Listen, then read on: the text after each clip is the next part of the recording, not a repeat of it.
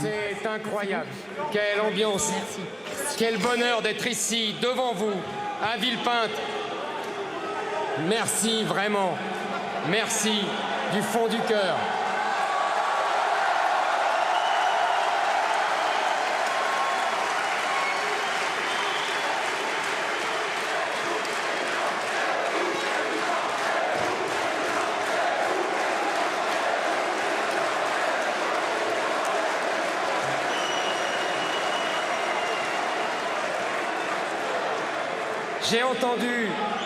J'ai entendu les mots de ceux qui ont parlé avant moi. Je les remercie. Merci mes amis. Merci d'être ici. Merci de votre soutien. Le grand rassemblement commence enfin aujourd'hui.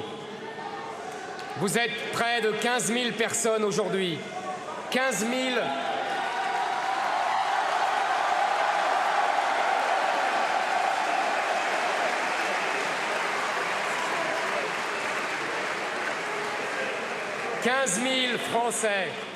15 000 Français qui ont bravé le politiquement correct, les menaces de l'extrême gauche et la haine des médias. « 15 000 Français qui ne baissent pas les yeux et qui sont déterminés à changer le cours de l'histoire.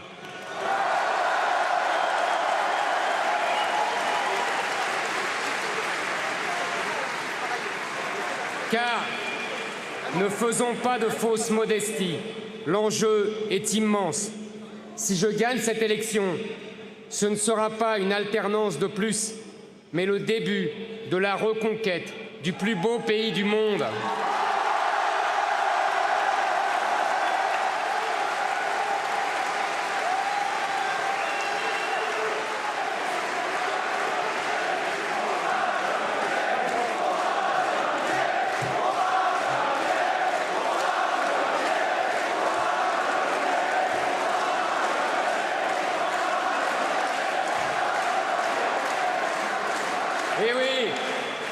Et oui, il a tant souffert ce pays, a tant été oublié par nos dirigeants successifs que, sur tous les sujets, il faudrait réparer les innombrables erreurs qui ont été commises depuis ces 40 dernières années. Économie, écologie, pouvoir d'achat, services publics, immigration, insécurité, aucun des chapitres majeurs de l'action que nous devons mener n'échappe au projet sérieux et complet que nous commencerons aujourd'hui à dévoiler aux Français.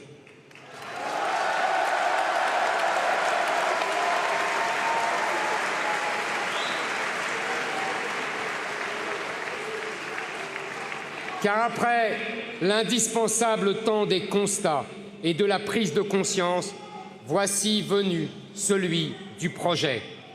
Qui aurait pu imaginer cela il y a encore quelques mois? Le pouvoir l'avait décidé, les journalistes l'avaient souhaité et la droite l'avait accepté. La prochaine élection présidentielle devait être une formalité pour 5 années supplémentaires de macronisme.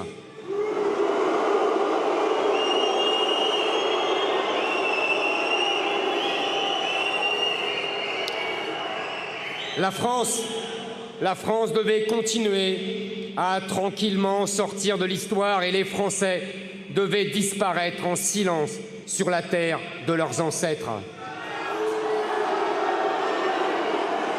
Mais un petit grain de sable est venu gripper la machine.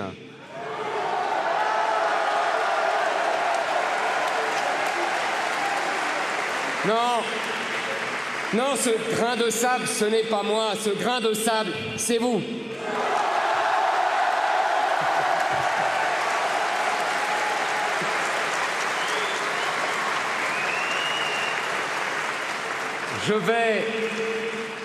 Je vais vous raconter une belle histoire. Je vais vous raconter l'histoire de ce que vous avez accompli ces derniers mois. En juin dernier, sur tous les plateaux, dans tous les dîners en ville, Dans tous les instituts de sondage, la chose était entendue. Le second tour était connu de tous. Et Macron ne pouvait que gagner.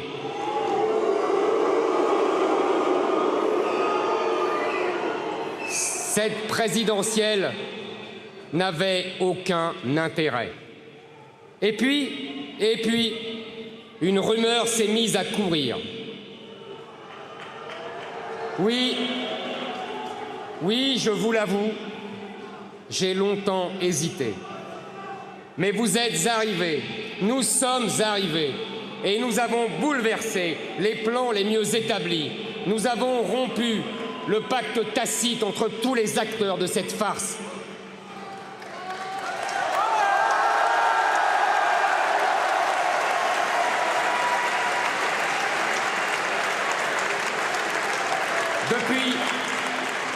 Depuis, nul n'ose prédire les résultats de l'élection qui vient. Je pèse mes mots en prononçant cette phrase. Votre présence m'honore. Elle me fait honneur parce qu'en venant ici, vous faites preuve de courage, de panache, d'audace. Et j'ose le dire, par votre engagement, vous avez montré plus d'ardeur, de détermination et de résistance que la quasi-totalité des responsables politiques de ces 30 dernières années.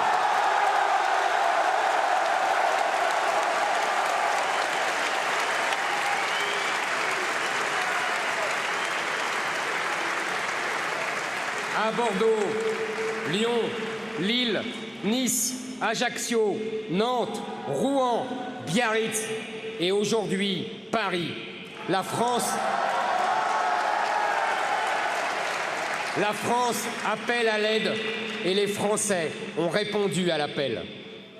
Depuis des mois, nos meetings dérangent les journalistes, agacent les politiques et hystérisent la gauche.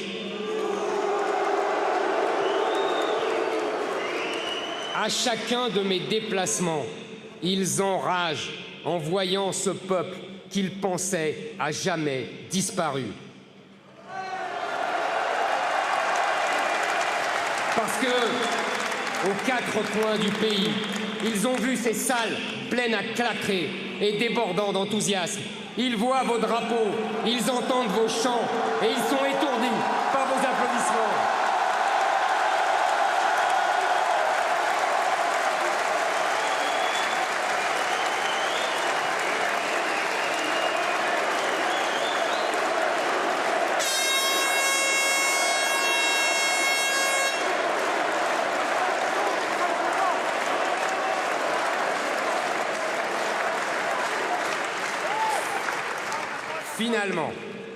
Finalement, le phénomène politique de ces meetings, ce n'est pas moi, c'est vous. Votre présence est celle d'un peuple qui ne s'est jamais couché et qui reste debout, envers et contre tout.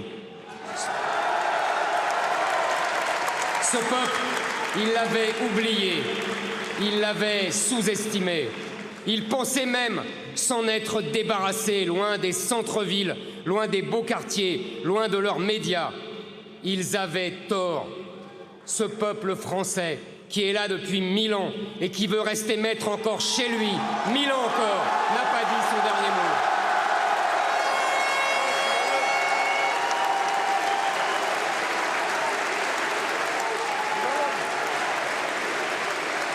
Oui.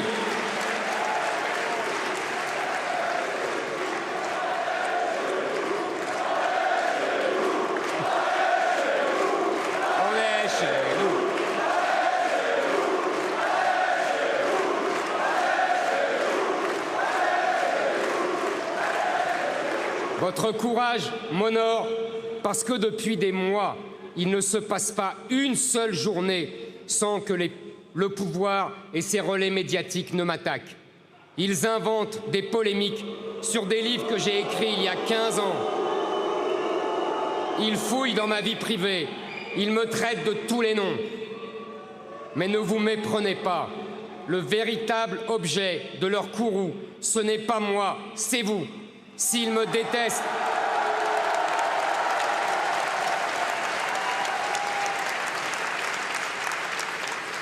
S'ils me détestent, c'est parce qu'ils vous détestent. S'ils me méprisent, c'est parce qu'ils vous méprisent. Contre moi, tout est permis. La meute est désormais lancée à mes trousses. Mes adversaires veulent ma mort politique. Les journalistes veulent ma mort sociale. Et les djihadistes veulent ma mort tout court.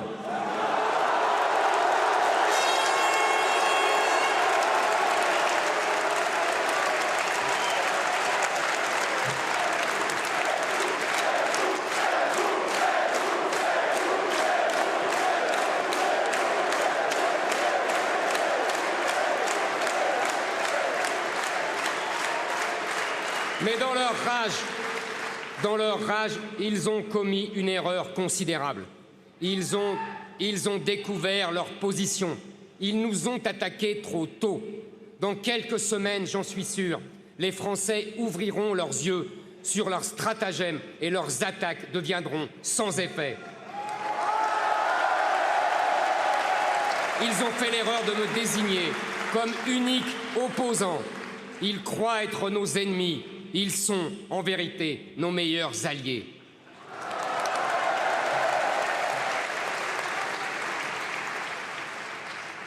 Nous avons l'habitude, désormais, à chaque élection, le système exclut soigneusement les candidats qui lui déplaisent avec ses juges aux ordres et ses journalistes militants.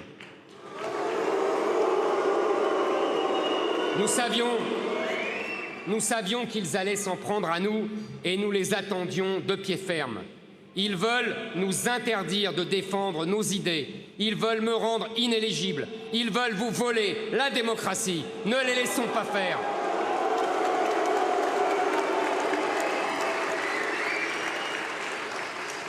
Ils ont encore un dernier espoir.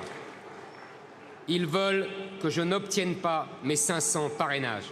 Alors, je dis aux maires de France, chers élus du peuple, hommes et femmes de bon sens, bénévoles de la République, vous avez le pouvoir de redonner la parole à des millions de Français.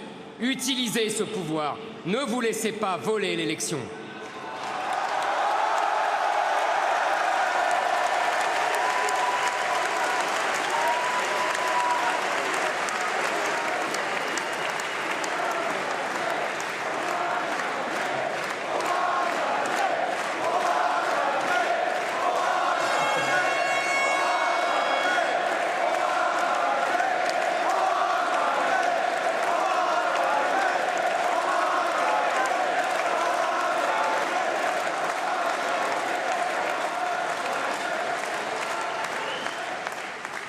En m'attaquant, ils ont fait une seconde erreur, sous-estimer les Français.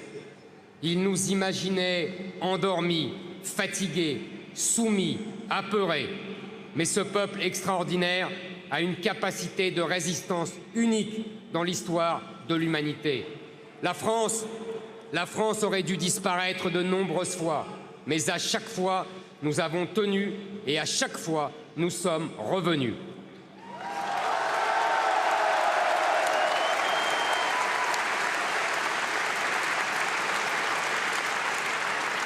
Ils nous imaginent à leur image, pleins de rancœur. Ils se trompent. Dans nos cœurs, il n'y a ni haine, ni ressentiment, mais seulement de la détermination et du courage.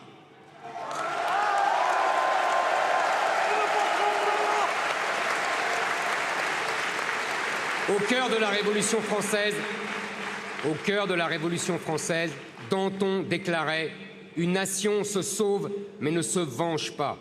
Nous ne voulons pas nous venger, nous voulons sauver. Sauver notre patrie, sauver notre civilisation, sauver notre culture, sauver notre littérature,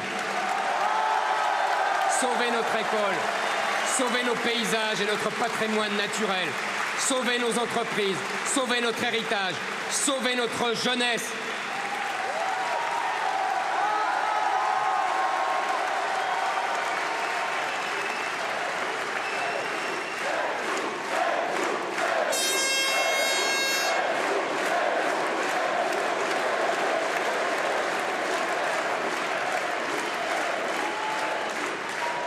Et oui, et avant tout, sauver notre peuple.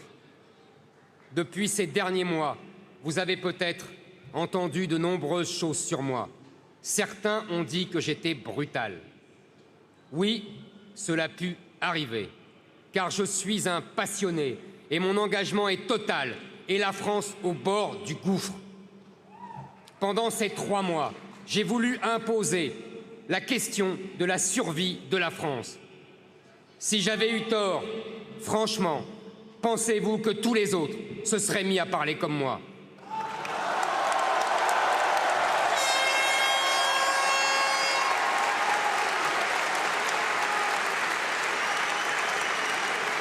Alors, vous avez peut-être entendu dire que j'étais un fasciste, que j'étais un raciste, que j'étais un misogyne. Je vois avec plaisir que vous ne vous y trompez pas. Fasciste, fasciste. Alors, moi, fasciste.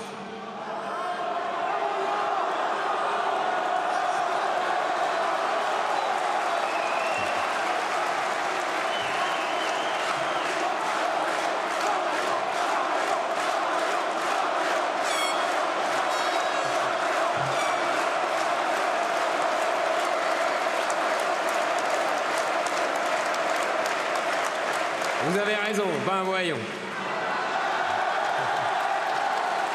Alors que, franchement, je suis le seul à défendre la liberté de penser, la liberté de parole, la liberté de débattre, la liberté de mettre des mots sur la réalité, pendant qu'ils rêvent tous d'interdire nos meetings et de me faire condamner.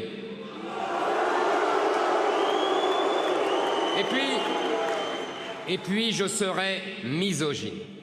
Alors là...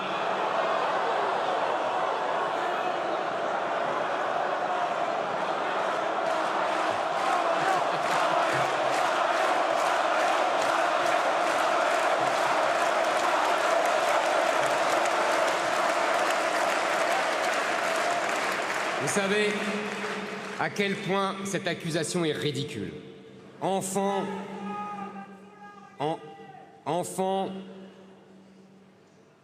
au milieu de ces grandes familles venues d'Algérie, j'étais toujours entouré par des femmes. Ma mère, bien sûr, mais aussi ses sœurs, mes grands-mères. Les femmes de mon enfance, plus encore que les hommes, ont forgé mon caractère. Elles étaient, comment vous dire, tout à la fois aimante et exigeante, tendre et impérieuse. C'est ma mère qui m'a inculqué le goût de l'effort et de l'excellence. C'est également elle qui m'a transmis un amour immodéré de la France.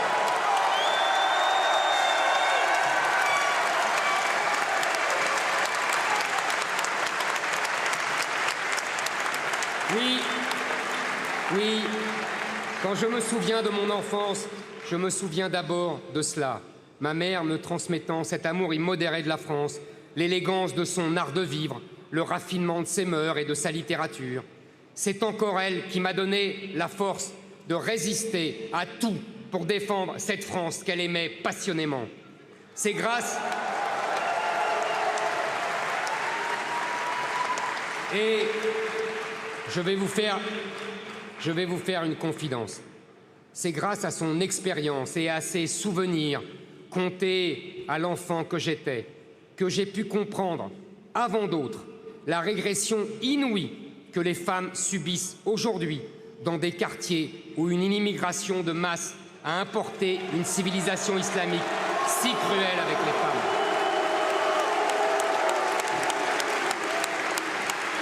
Oui, c'est sans doute pourquoi je suis le seul aujourd'hui, avec d'ailleurs quelques associations courageuses, à établir sans fausse pudeur le lien évident entre cette immigration venue de l'autre côté de la Méditerranée et les menaces qui pèsent chaque jour davantage sur les femmes françaises, sur leur liberté, sur leur intégrité et parfois même sur leur vie.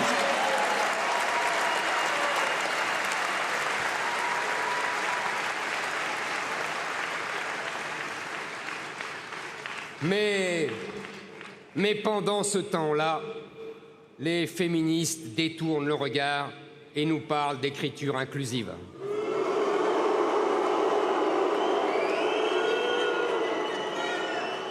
Alors, je serai aussi raciste. Je serai aussi raciste.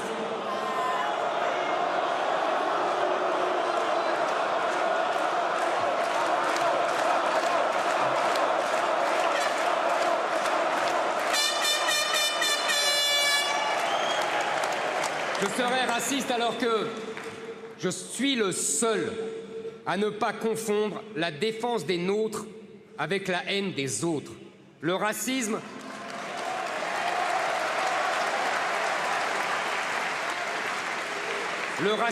qu'est-ce que c'est? C'est s'imaginer que ceux qui sont différents de nous sont inférieurs parce qu'ils sont différents et que ne pourraient être français que des descendants en droite ligne de Clovis. Comment pourrais-je penser cela, moi, petit juif berbère venu de l'autre côté de la Méditerranée?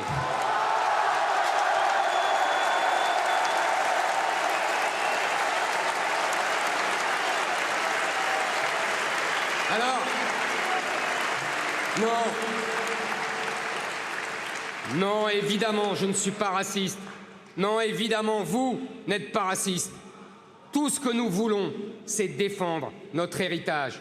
Nous défendons notre pays, notre patrie, l'héritage de nos ancêtres et celui que nous allons confier à nos enfants. La préservation de l'héritage n'est pas l'ennemi de la modernité, c'est la condition même de son existence. Oui, nous sommes engagés dans un combat plus grand que nous, celui de transmettre à nos enfants la France telle que nous l'avons connue, la France telle que nous l'avons reçue.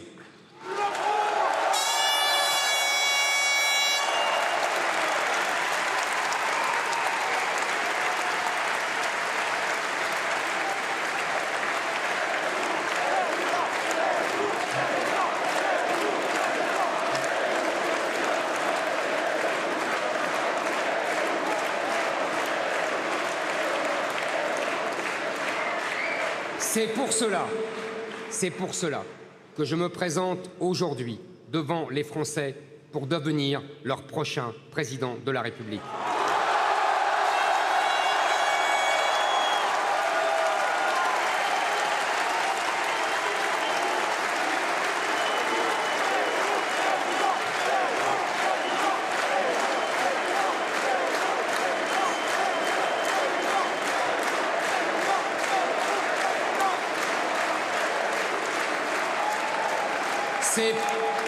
C'est pour cela que nous nous engageons aujourd'hui dans une grande bataille pour la France.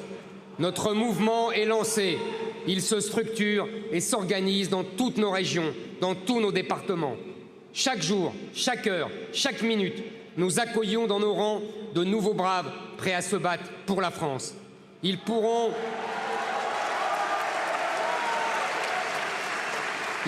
désormais compter sur le soutien précieux des réseaux de VIA et du mouvement conservateur. Laurence et Jean-Frédéric, je vous remercie du fond du cœur.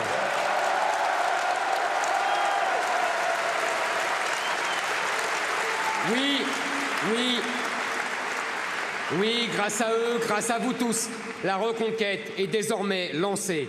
La reconquête de notre économie, la reconquête de notre sécurité, la reconquête de notre identité, la reconquête de notre souveraineté, la reconquête de notre pays.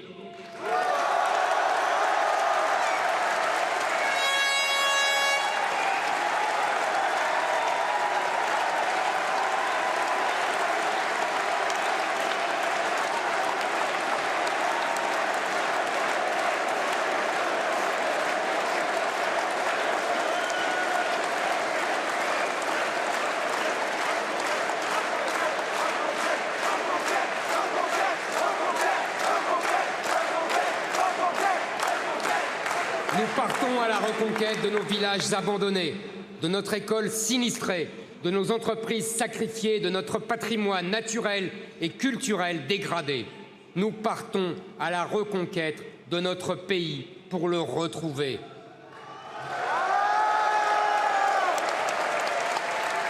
Reconquête, c'est le nom de ce mouvement que j'ai voulu fonder. Rejoignez-nous.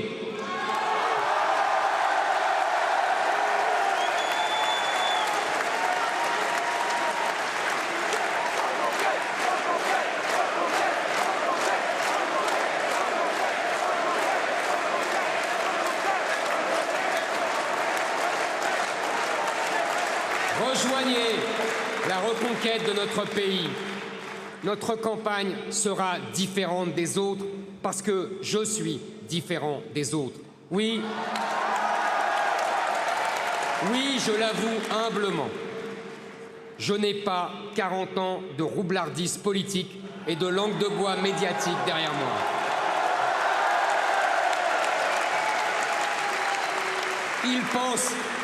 Ils pensent que c'est ma faiblesse.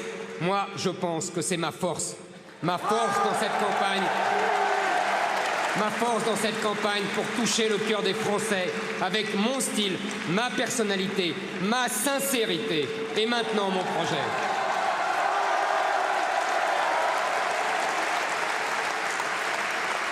Ma force pour diriger notre pays sans compromission, sans lâcheté, sans faiblesse.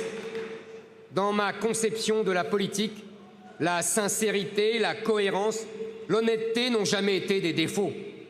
Dans ma vision de la politique, le combat des idées, les convictions, l'enthousiasme sont les plus sûrs atouts pour tenir ses promesses et pour ne pas trahir les électeurs.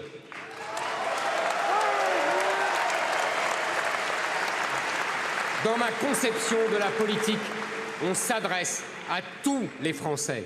Je refuse de choisir entre les classes aisées des métropoles et la France périphérique. Je refuse de choisir entre la France des villes et la France des champs. Je refuse de choisir entre la métropole et l'outre-mer. Je refuse de choisir entre les retraités et les actifs. Je refuse de choisir entre les souvenirs d'hier, les enjeux du présent et les défis de demain.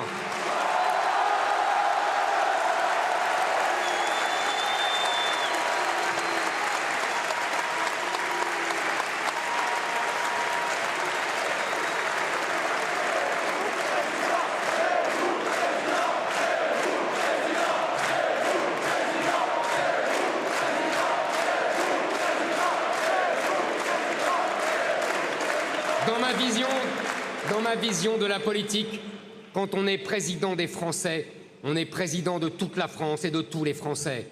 Notre campagne est désormais lancée. Ce sera la plus belle de toutes.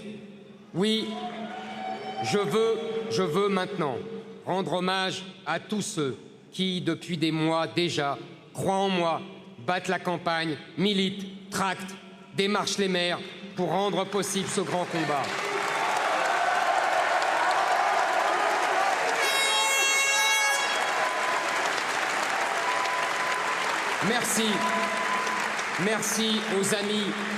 Merci aux amis d'Éric Zemmour. Merci à Génération Z.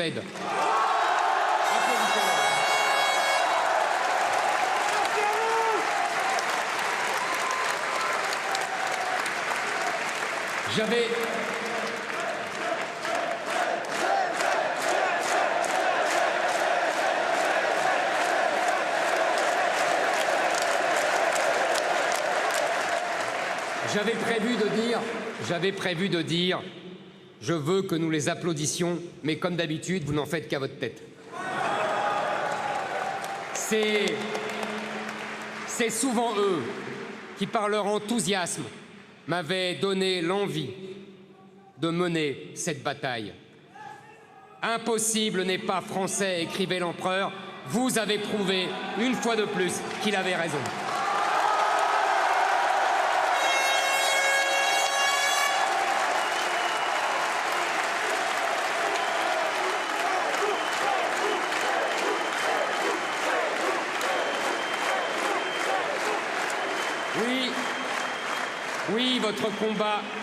Oui, votre combat est noble parce que vous ne vous engagez pas pour vous, pour vos petits privilèges, pour vos petites existences. Vous vous engagez pour quelque chose de bien plus grand que vous. Vous vous engagez pour la France.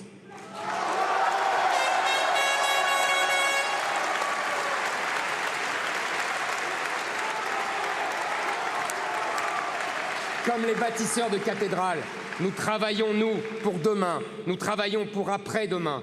Nous nous engageons pour nos enfants et pour les enfants de nos enfants. Nous savons que l'histoire est implacable et nous serons à la hauteur de celle-ci pour que dans un siècle, la France redevienne un phare qui éclaire le monde et que notre peuple soit à nouveau admiré, envié et respecté.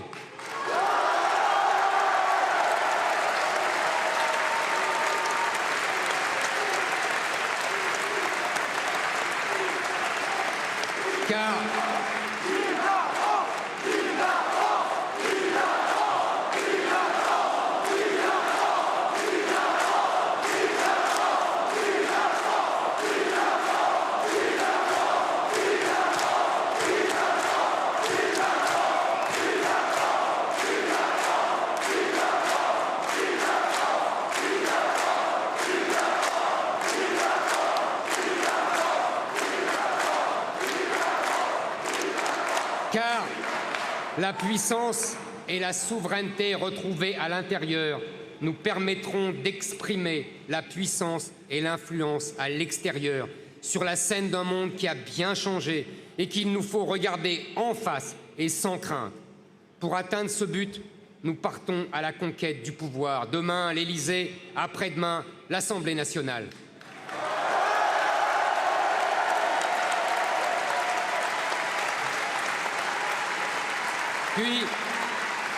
Puis viendront le tour des régions, des départements, des communes.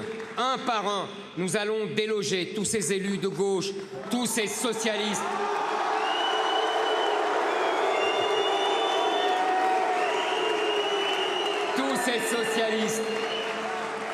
Tous ces socialistes devenus macronistes, tous ces macronistes devenus écologistes et tous ces écologistes devenus islamo-gauchistes.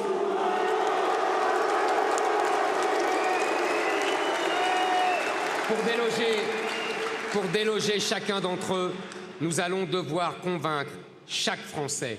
Voilà notre mission, voilà votre mission. Nous avons un cap clair, fondé sur des constats indéniables et désormais, nous présenterons des propositions solides.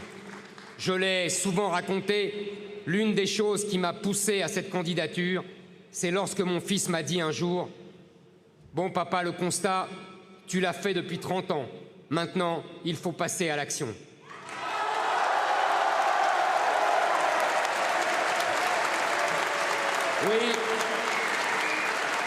Oui, à 63 ans, je passe des constats à l'action. Je suis prêt à prendre les manettes de notre pays. Nous sommes prêts à répondre aux attentes des Français. Vous savez, depuis des mois, je sillonne la France. Je rencontre des Français. Deux craintes les hantent. Celle du grand déclassement avec l'appauvrissement des Français, le déclin de notre puissance et l'effondrement de notre école. Et celle du grand remplacement avec l'islamisation de la France, l'immigration de masse et l'insécurité permanente.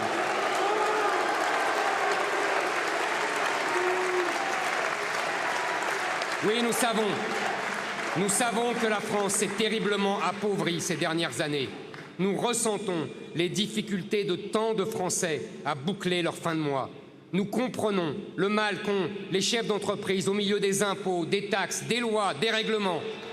Nous souffrons du déclin de notre puissance dans le monde. Je veux répondre à toutes ces craintes.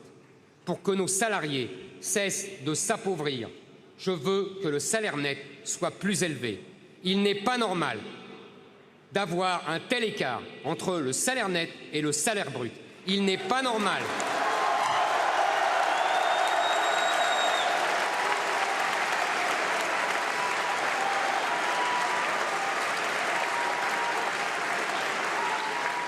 Il n'est pas normal que le salaire brut soit si élevé pour les patrons et que le salaire net soit si faible pour les salariés.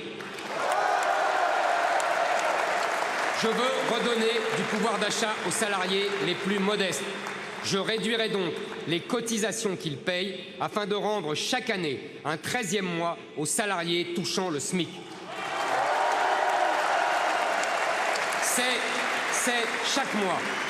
c'est chaque mois 100 € de plus qu'ils recevront. Ce n'est que justice, c'est le fruit de leur travail. Je ne conçois pas que nos salariés, surtout les plus pauvres, financent avec leurs charges un modèle social devenu obèse car ouvert au monde entier.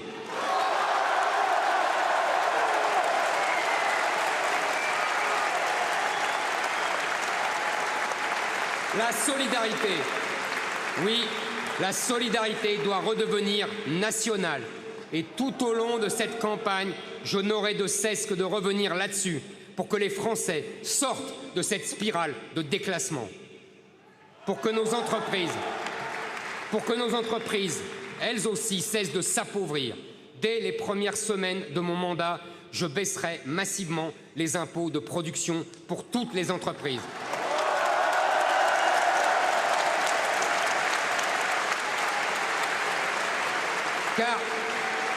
Car il n'est pas normal de taxer une société avant même qu'elle ait pu faire des bénéfices.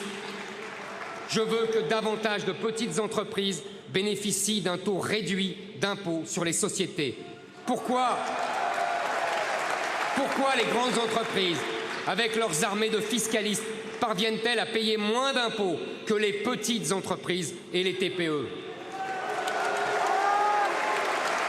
Je veux que celles-ci retrouvent des marges de manœuvre pour qu'elles aient la capacité d'investir et d'embaucher, pour que notre pays cesse de s'appauvrir. Je fais le choix de la réindustrialisation. Je le dis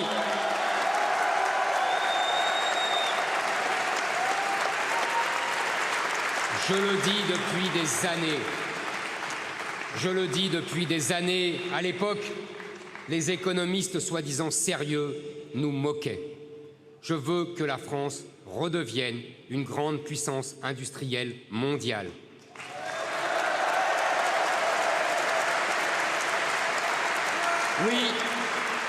Oui, pour redevenir puissante, la France doit redevenir un pays d'industrie. Parce que l'industrie est créatrice d'emplois, génératrice d'innovation, source de richesse et garante de notre indépendance. Le général de Gaulle et Georges Pompidou l'avaient bien compris. Parce qu'elle est synonyme de promotion sociale, nous voulons retrouver cette France industrielle des ouvriers, des ingénieurs, des PME, des ETI et des grands groupes.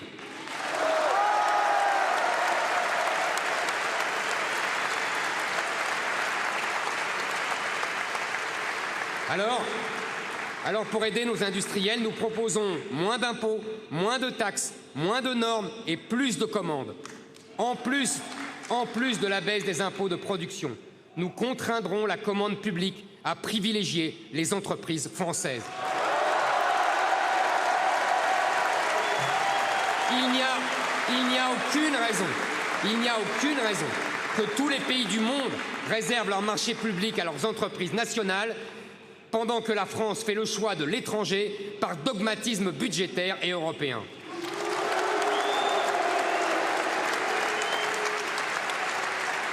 Pour mettre en œuvre cette politique, je créerai un puissant ministère de l'Industrie, chargé du commerce extérieur, de l'énergie, de la recherche et développement et des matières premières.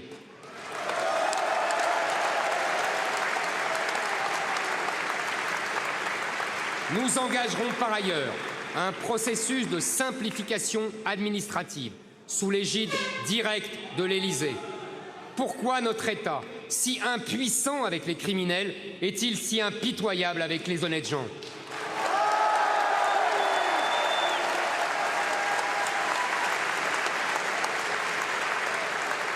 Je veux tailler dans le vif de cette forêt normative qui gâche la vie de nos entreprises. Pour cela, je saurai m'appuyer sur nos acteurs économiques, sur des milliers de corps intermédiaires méprisés par les gouvernements successifs. Nous faisons le choix de la fiscalité allégée et de l'industrie, celui de la création de richesses en vue de sa redistribution, celui de la commande publique avant les subventions.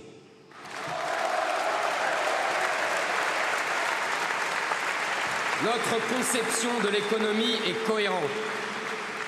Elle favorise l'entrepreneuriat au service de tous et l'enracinement. Oui, l'enracinement.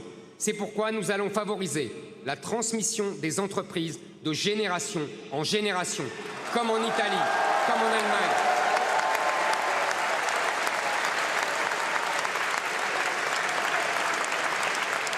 C'est pourquoi je veux supprimer les droits de succession et de donation pour la transmission des entreprises familiales.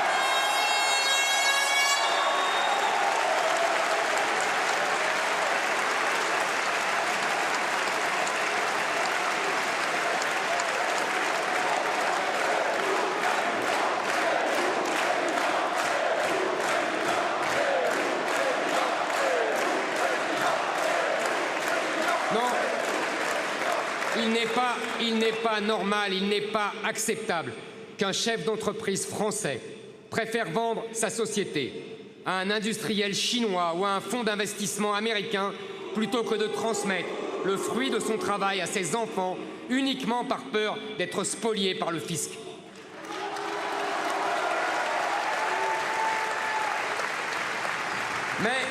Mais le grand déclassement, ce n'est pas seulement celui de nos travailleurs les moins aisés, ce n'est pas seulement celui de nos entreprises, c'est également celui de la puissance française.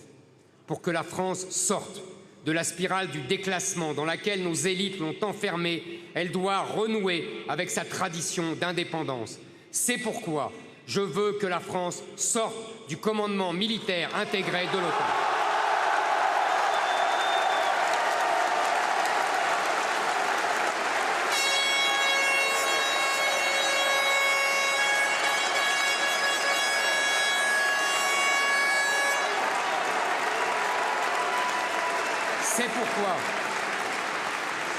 C'est pourquoi nous devons préserver jalousement nos territoires d'outre-mer. C'est pourquoi la Nouvelle-Calédonie doit rester française.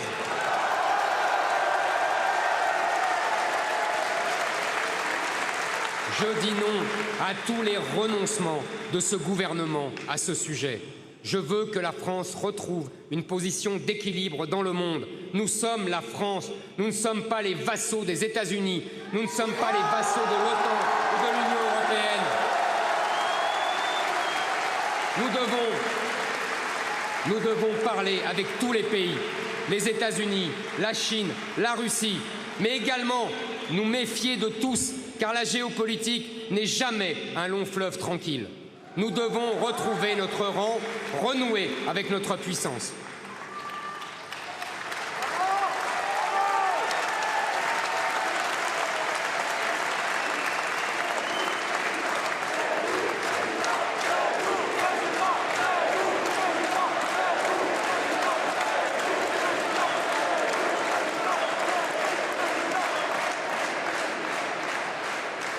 Tout au long de cette campagne, je continuerai ainsi de révéler mon projet. Tout au long de cette campagne, je continuerai de rendre publiques les mesures que je propose pour la France. Notre projet politique s'inscrit dans la durée. Nous nous engageons pour les décennies suivantes et pour les prochaines générations. Et sur le long terme, puissance rime avec éducation. Pour l'école, nous serons du côté de l'excellence.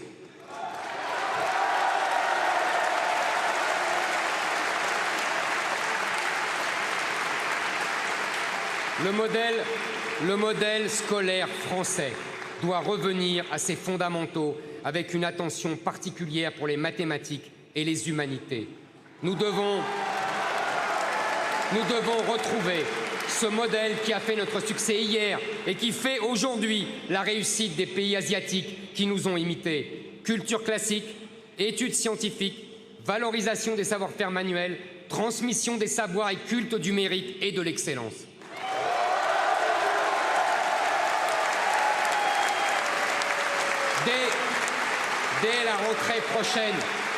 Dès la rentrée prochaine, nous referons de l'école l'instrument de l'assimilation à la française et nous chasserons des classes de nos enfants le pédagogisme, l'islamo-gauchisme et l'idéologie LGBT.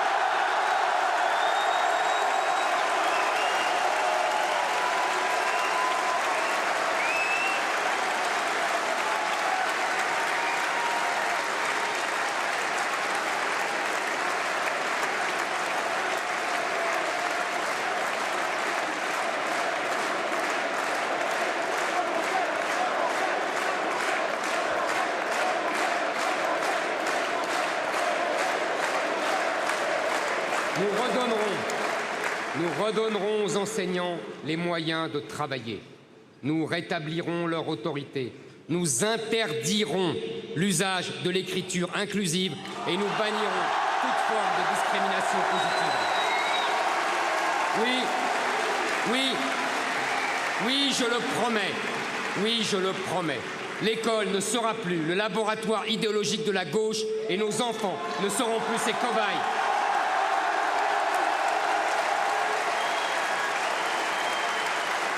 L'école de la République doit redevenir le sanctuaire qu'elle fut et l'école libre, à qui nous devons tant, doit rester libre.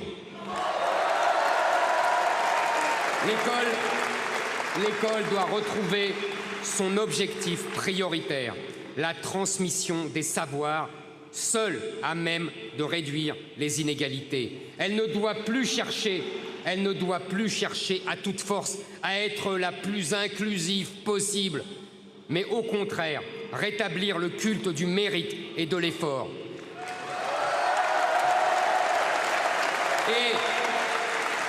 Et c'est parce qu'on transmettra de nouveau les savoirs, parce qu'on rétablira le culte de l'effort et du mérite, qu'on luttera efficacement contre les inégalités sociales.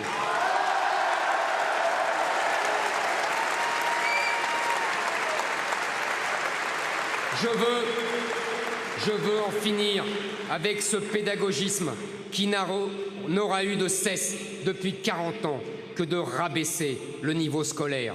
Au nom de l'égalité entre tous les élèves, ils les ont privés de culture, ils ont empêché les évaluations, ils ont banni les classements.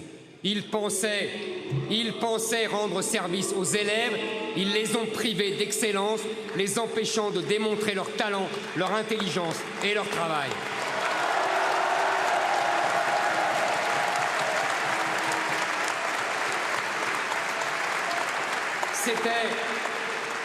C'était l'école de mon enfance, et j'en suis sûr, celle de beaucoup d'entre vous ici. Cette école qui permettait en une génération de gravir les plus hauts échelons de la République. Souvenez-vous de Georges Pompidou, normalien, agrégé de lettres, haut fonctionnaire, chef de l'État, dont les parents étaient enseignants et les grands-parents de modestes paysans. C'est ce type de destinée que je veux pour les prochaines générations de Français, quel que soit leur milieu social.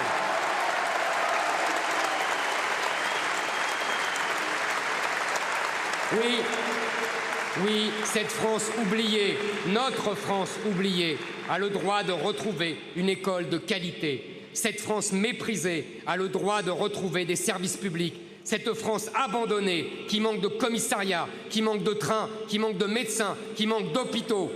On la prive aussi d'une école à la hauteur de ses rêves pour ses enfants. C'est injuste et c'est inadmissible.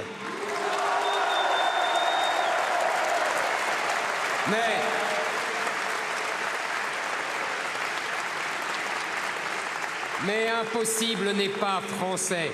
L'État peut partir à la reconquête de cette France abandonnée. Il doit revenir dans chaque village, dans chaque commune, dans chaque département pour proposer son modèle fondé sur l'excellence. L'excellence industrielle, l'excellence scientifique, l'excellence scolaire, l'excellence de nos services publics. Oui, notre combat est celui de l'excellence. Mais notre combat est avant tout celui pour la France. Car face au changement de peuple qui s'accélère, nous sommes les seuls qui osons dire la vérité, les seuls à prononcer les mots qui fâchent et à proposer les mesures qui s'imposent. En 2019, la France a laissé entrer sur son sol entre 350 000 et 400 000 étrangers, soit bien plus que la ville de Nice, qui est pourtant la 5e ville de France. À l'horizon d'un quinquennat, cela représente 2 millions d'entrées, l'équivalent de la ville de Paris. L'enjeu de la prochaine présidentielle sera de savoir si nous voulons en laisser entrer 2 millions de plus durant le prochain quinquennat. Selon l'INSEE, alors que moins de 1% des nouveau-nés avaient un prénom musulman dans les années 60, ils sont aujourd'hui 22%. 22%. Quel pourcentage demain? Imaginez l'ampleur du changement culturel, démographique et humain inédit que nous traversons. Hier, le système médiatique le niait. Aujourd'hui, il le célèbre. Demain, il nous dira que nous n'avions pas le choix. Ils mentent.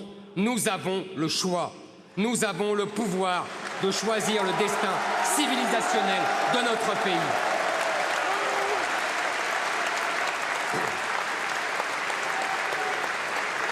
Notre politique migratoire tient en 3 piliers. Le premier, arrêter immédiatement les flux. Dès les premières semaines de mon mandat, l'immigration zéro deviendra un objectif clair de notre politique.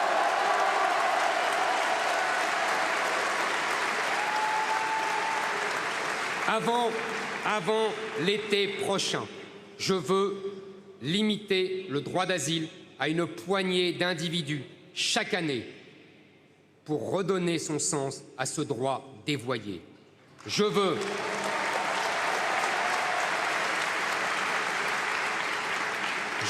exiger que les demandes d'asile soient formulées dans nos consulats pour éviter l'installation des déboutés qui ne repartent jamais. Je veux supprimer le droit au regroupement familial et réduire drastiquement l'immigration familiale.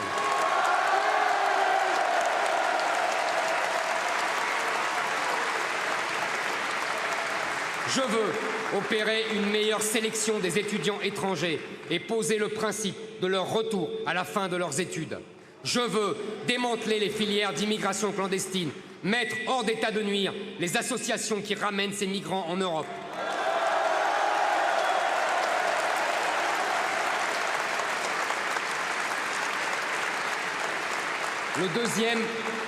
Le deuxième pilier de ma politique migratoire est simple. Je veux en finir avec les pompes aspirantes qui font de la France un Eldorado pour le tiers-monde. La France doit redevenir généreuse avec les siens et cesser d'ouvrir son modèle social aux 4 vents.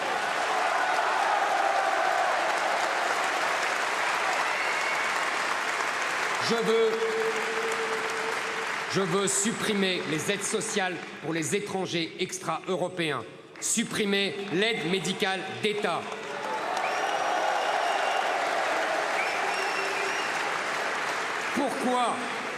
Pourquoi, mes amis, serions-nous les seuls au monde à être si généreux? Je veux supprimer le droit du sol.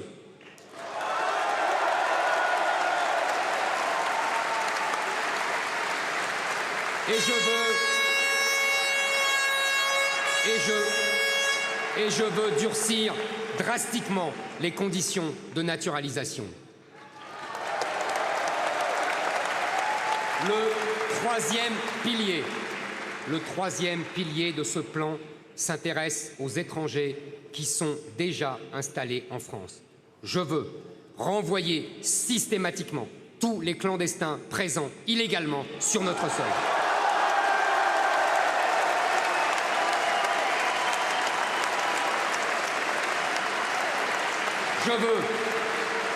Je veux expulser immédiatement les délinquants étrangers qui n'encombreront plus les prisons françaises.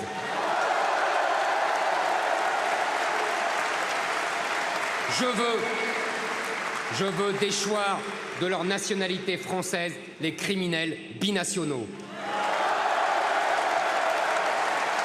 Je veux expulser les chômeurs étrangers au bout de 6 mois de recherche d'emploi infructueuse. Tant de pays démocratiques le font.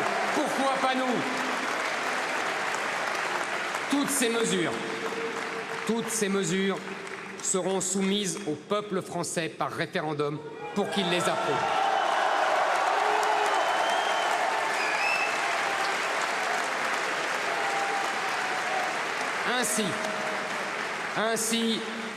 Ainsi sacralisées par le suffrage universel, elles s'imposeront à tous, y compris au Conseil constitutionnel, aux juges européens et aux technocrates de Bruxelles.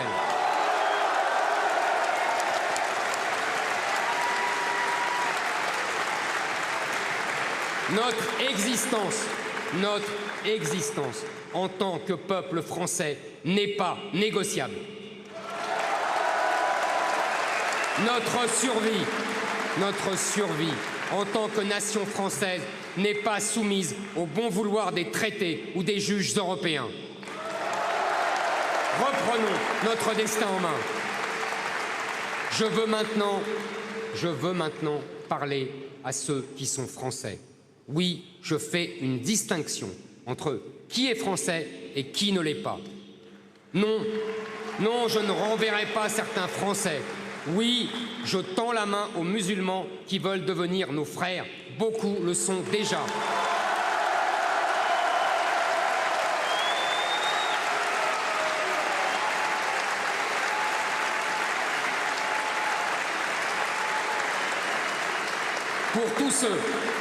Pour tous ceux qui veulent être français et qui montrent au quotidien leur attachement à la France, pour tous ceux qui ne sont pas venus en France pour la générosité de son modèle social, par habitude ou par dépit, pour tous ceux dont, comme moi, les ancêtres viennent d'ailleurs, mais qui veulent que le futur de leurs enfants s'écrive ici, à tout cela, je propose l'assimilation.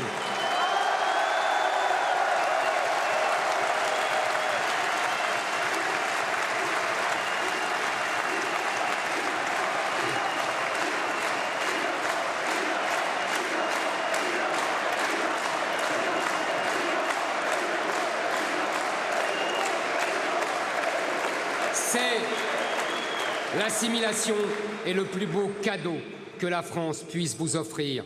Faire partie de son immense histoire, c'est le plus beau cadeau que la France m'ait offert. Imaginez devenir le compatriote de Montaigne, de Pascal, de Chateaubriand, de Balzac. Le choix de l'assimilation est un choix certes exigeant, car désormais, il faut dire « nous » en parlant d'un passé où nos ancêtres n'étaient pas. C'est l'effort que mes grands-parents et que mes parents ont fait. Oui, l'assimilation est exigeante, mais seule elle nous permettra de retrouver la paix et la fraternité. Oui, l'assimilation est exigeante. Oui, l'assimilation est exigeante. Mais pourquoi exempter les Algériens, les Maliens ou les Turcs des efforts consentis autrefois par les Espagnols, les Polonais ou les Italiens?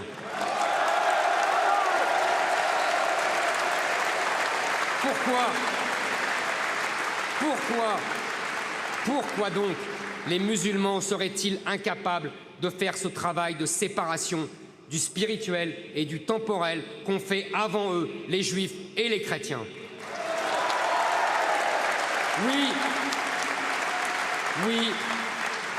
Oui, nous tendons la main aux Français de confession musulmane qui veulent devenir nos frères. Il y en a, et notre main est ferme et sans compromission.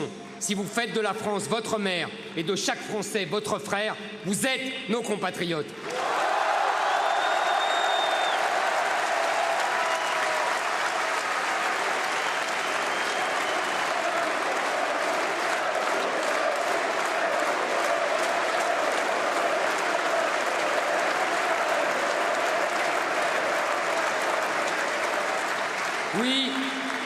Oui, dans notre reconquête, nous mettons la barre très haut et nous sommes exigeants, car la France n'est pas un menu à la carte. La France nécessite une adhésion totale. Et pour ceux qui refusent, et pour tous les binationaux et les étrangers qui violent nos lois, notre porte est grande ouverte.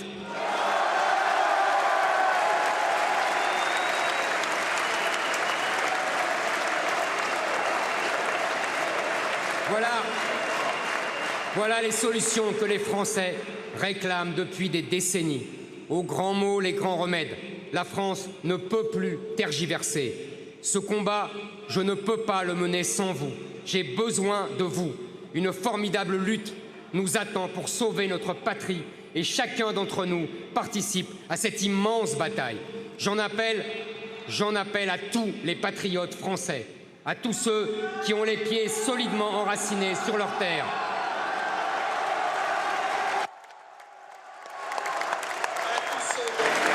À tous ceux qui n'ont pas abandonné la France, j'en appelle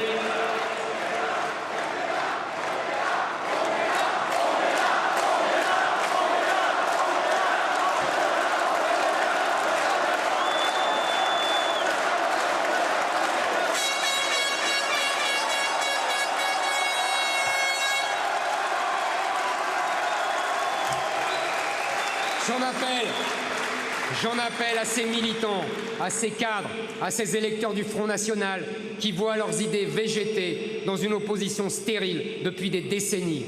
J'en appelle à ces militants et ces électeurs des Républicains qui en ont assez de voir leurs élus se plier aux injonctions de la gauche et du politiquement correct.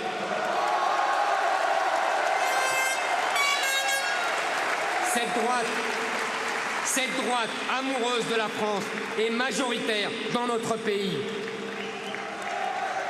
Ce sont des catégories aisées, mais qui n'ont pas largué les amarres avec leur patrie. C'est ce peuple qui n'a pas cédé au déracinement.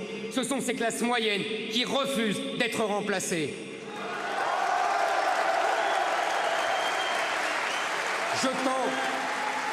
Je tends la main aux électeurs, aux cadres, aux sympathisants des Républicains, dont beaucoup ont été représentés par mon ami Éric Ciotti.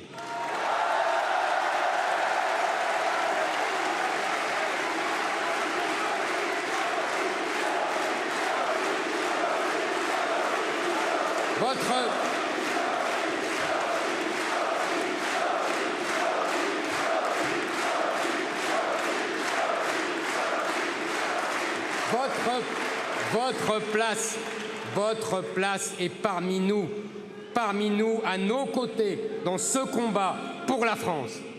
Je veux parler ici aux orphelins du RPR, à tous ceux qui se souviennent qu'ici, à Villepinte, il y a exactement 31 ans, toute la droite était réunie pour organiser des états généraux de l'immigration.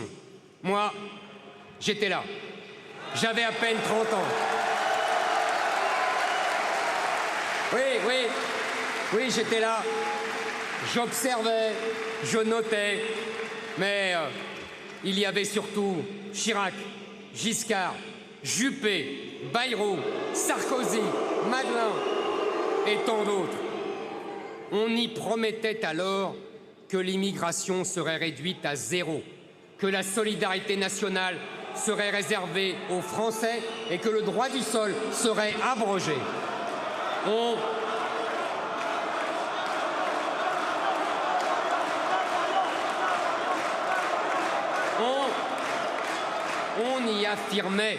On y affirmait avec force que les lois islamiques étaient incompatibles avec les lois de la République française. Le hasard, mes amis, est malicieux. 31 ans plus tard, nous nous retrouvons donc ici, à Villepinte, pour redire exactement la même chose.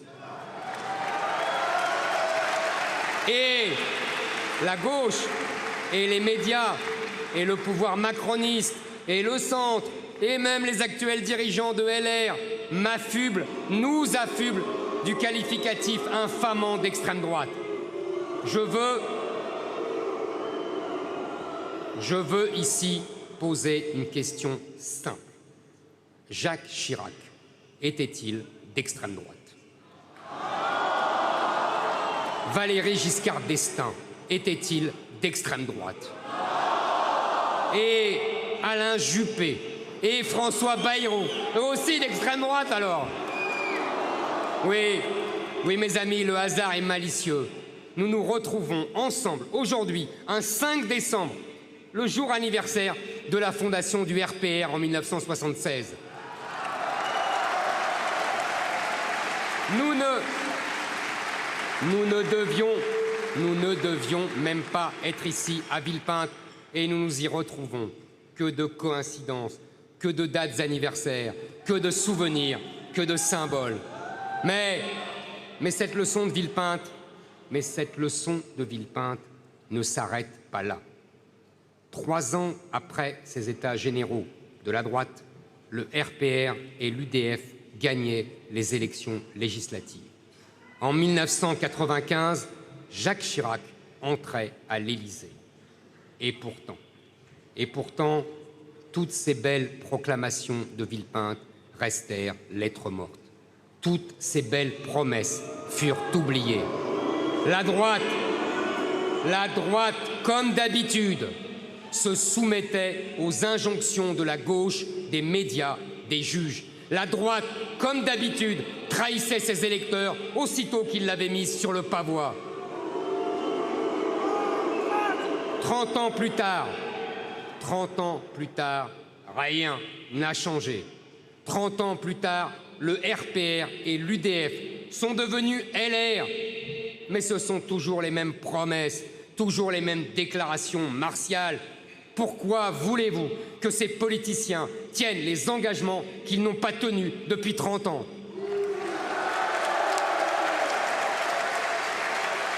Les mêmes causes, soyez-en sûrs, produiront les mêmes effets.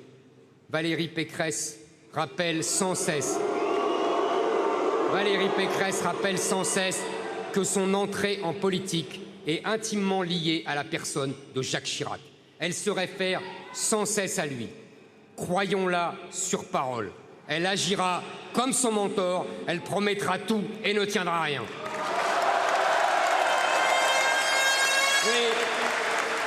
Oui, Chirac qui disait « Je vous étonnerai par ma démagogie ». Chirac qui disait « Les promesses n'engagent que ceux qui les écoutent ». Oui, croyons Valérie Pécresse quand elle répète qu'elle est l'héritière de Jacques Chirac.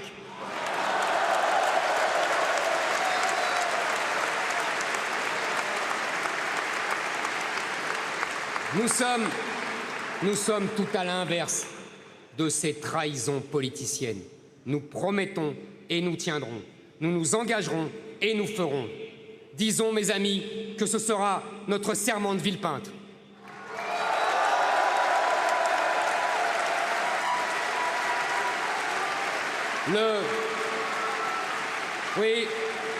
Le serment de Villepinte qui effacera 30 ans de renoncement et de lâcheté.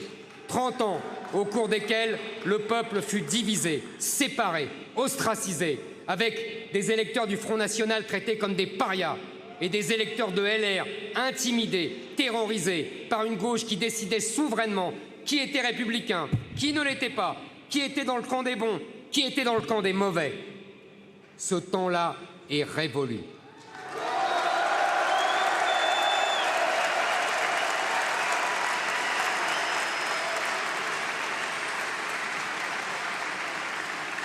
Nous devons nous réunir, nous devons rassembler, nous devons unifier.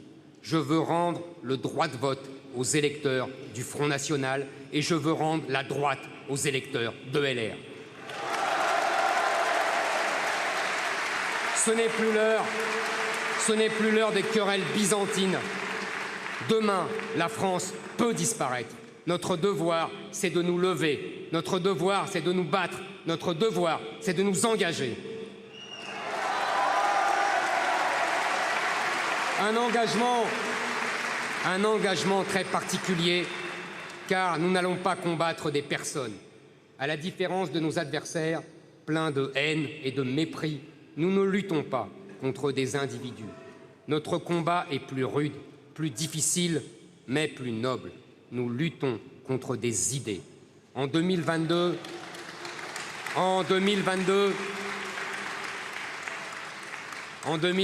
ce n'est pas seulement la personne d'Emmanuel Macron que nous allons vaincre, mais mieux, son idéologie, ce système dont il est le porte-drapeau, le porte-parole et l'exécutant.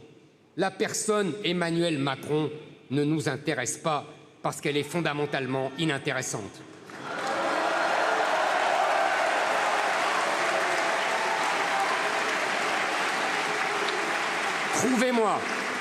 Trouvez-moi un seul Français dans le pays qui puisse expliquer la pensée d'Emmanuel Macron. Un seul.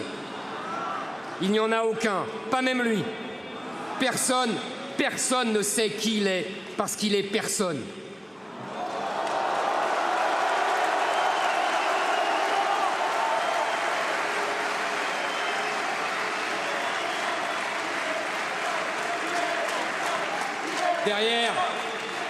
Derrière le masque de la parfaite intelligence technocratique, derrière la montagne d'idées superficielles, derrière les slogans contradictoires, derrière le « en même temps », synonyme de désordre, et le « quoi qu'il en coûte », synonyme de ruine, il n'y a personne, il n'y a rien.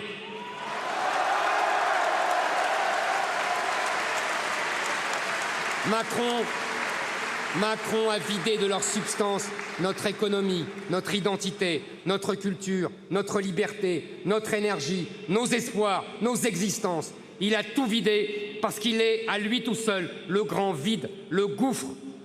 En 2017, la France a élu le néant et elle est tombée dedans. Mes amis, il est temps de sortir notre pays et notre peuple de ce puits sans fond. Nous laisserons dans sa vitrine ce mannequin de plastique, cet automate qui erre dans un labyrinthe de miroirs, ce masque sans visage qui défigure le nôtre. Nous laisserons cet adolescent se chercher éternellement.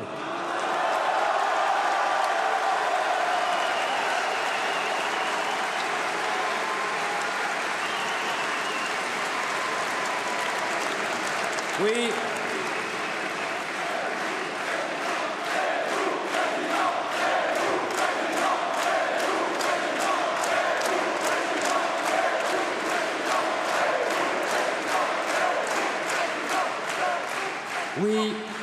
Oui, laissons-le avec son obsession pour lui-même. Notre courage, notre intelligence, notre force et notre engagement, nous les réservons contre le mondialisme, contre le vivre ensemble, contre l'immigration de masse, contre la théorie du genre et l'islamo-gauchisme, toutes ces machines infernales qui n'ont qu'un but, qu'une mission et qu'un idéal, déconstruire notre peuple pour mieux le détruire.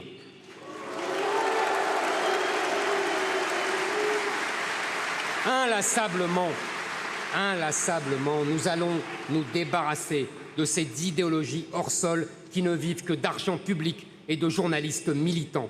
Oui, nous allons faire du macronisme un mauvais souvenir. Alors,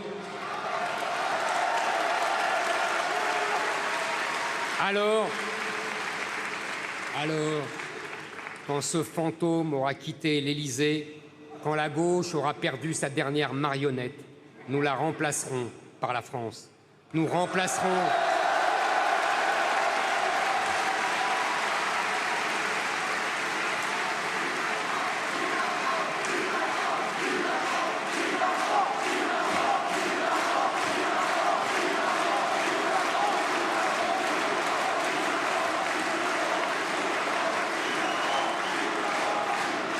Oui, nous remplacerons le petit Macron par la grande nation. Nous remplacerons le vide par l'identité. Nous remplacerons la suffisance par l'excellence. Nous remplacerons le dérisoire par l'histoire.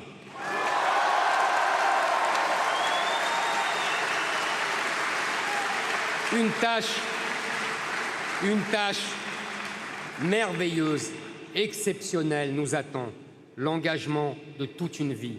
La France est à la croisée des chemins. C'est le moment ou jamais. Français, je veux de l'enthousiasme, je veux des chants, je veux de la joie, je veux de la fierté. Soyez forts, soyez joyeux, soyez heureux.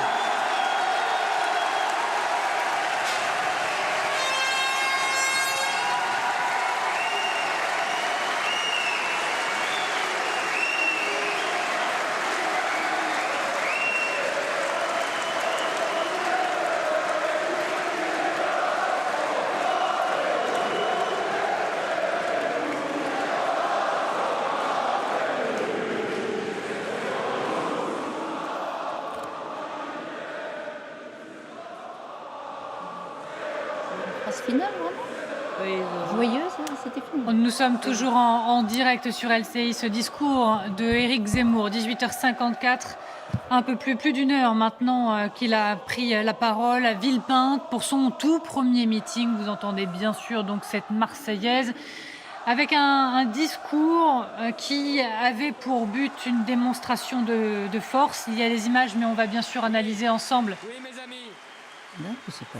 Dans quelques instants, également le fond. De chanter la Marseillaise, car nous allons récupérer la France contre les cyniques et les vaniteux, contre ceux qui n'ont que le mépris et la morgue au fond des yeux, contre tous ceux qui veulent nous faire disparaître. Nous nous levons. Haut les cœurs. Toute ma vie, j'ai refusé de toutes mes forces la mélancolie qui désespère, celle qui prive de courage et qui paralyse l'action. Bernanos écrivait « L'espérance est une détermination héroïque de l'âme et sa plus haute forme est le désespoir surmonté. » Oui, il faut surmonter nos colères, nos doutes accumulés depuis tant d'années pour transformer notre désespoir en espérance. Une tâche colossale et magnifique nous attend. Reconstruire la France, notre pays si cher. Nous avons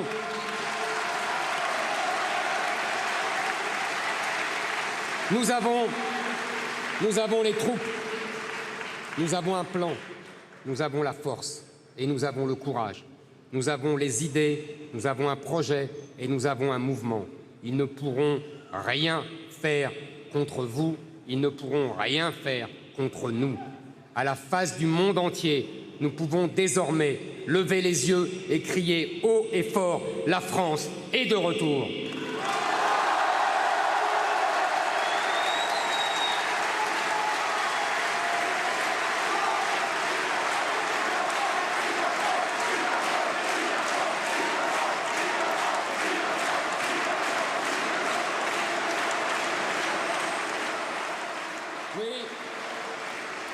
Oui, la France, ce pays de scientifiques qui ont transformé le monde et ce pays d'écrivains qui l'ont fait rêver, ce pays de travailleurs courageux et d'innovateurs ingénieux, ce pays unique au monde, ce parfait équilibre entre la beauté et la force, entre l'élégance et la vigueur, entre l'instinct de survie et la générosité, entre la liberté et l'égalité, entre le génie et la légèreté.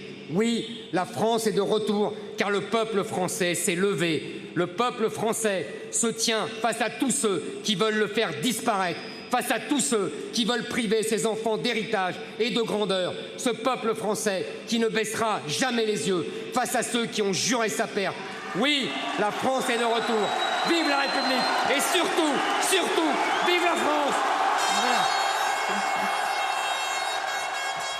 Voilà, près d'1h20 de discours pour Éric Zemmour. Son parti s'appelle donc Reconquête, dévoilé lors de ce premier meeting à Villepinte pour le candidat Éric Zemmour. Vous nous rejoignez, bonsoir. L'édition spéciale se poursuit sur LCI. Elle se poursuit avec nos grandes signatures réunies sur ce plateau que je salue. Bonsoir Elisabeth Martichoux, merci d'être là.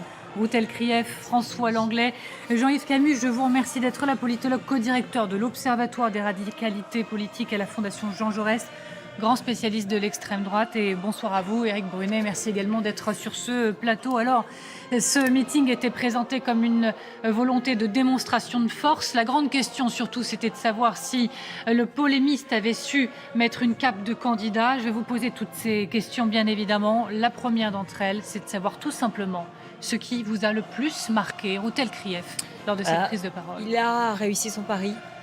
Il a démontré qu'il pouvait être un orateur et il a démontré qu'il pouvait galvaniser une foule. Là, c'est clair et net. Après avoir eu un faux plat et avoir fait un certain nombre d'erreurs, après sa percée dans les sondages, aujourd'hui, il a fait une démonstration de force qui est réussie. Ça, c'est la première évidence, me semble-t-il. Il a eu des formules choc. Les politiques veulent ma mort politique, les journalistes veulent ma mort sociale, les djihadistes veulent ma mort tout court, le système veut nous voler la démocratie, veut vous voler votre vote. C'est une dialectique trumpiste très classique maintenant, mais qui fonctionne bien et qui a été très applaudie par la foule. Il a eu des formules choc sur tous ses adversaires et notamment sur Emmanuel Macron avec une virulence toute particulière. Il a parlé de fantômes, de mannequins en plastique. fantastique. D'adolescents Qui se cherchent éternellement. Il a attaqué Valérie Pécresse, il s'est revendiqué du RPR du RPR des années 90. Il a donné des propositions, on l'attendait au tournant. Alors on peut voir, et notamment avec François Langlais, avec tous ceux qui sont autour de la table, la validité de ses propositions, mais il y en a eu. Il a nuancé un certain nombre de ses déclarations passées. Et puis ça, c'est pour le côté, je dirais, positif de son point de vue. Il y a eu, en revanche, et il faut le noter, des incidents. Il y a eu des équipes de journalistes molestées. Il y a eu des incidents pendant le déroulement du meeting avec des militants antiracistes exfiltrés. Donc ça, c'est les coulisses, c'est la face cachée. Elle a existé aussi. Alors, on verra d'ailleurs ces images, on les commentera ensemble. Éric Zemmour également empoigné à son arrivée dans la salle, effectivement, sur fond de tension dans l'après-midi à l'extérieur et à l'intérieur de ce hall de Villepinte, alors qu'on suit toujours ces images en direct d'Éric Zemmour. Jean-Yves Camus, ce que vous avez retenu, vous, sachant qu'encore une fois, il y avait la problématique de savoir si il était capable, oui ou non, d'être un candidat, désormais, réellement, Éric Zemmour. Il est réellement un candidat. Je trouvais sa prestation extrêmement réussie. Je pense que du côté des Républicains, il faut, entre ce qu'il a pu dire sur Valérie Pécresse et la manière dont il a fait applaudir Éric Ciotti, qu'il y ait une réflexion sur ce meeting et sur les suites qu'il convient d'y donner du point de vue de la campagne de LR. C'est incontestablement un meeting qui soulève l'enthousiasme. J'ai rarement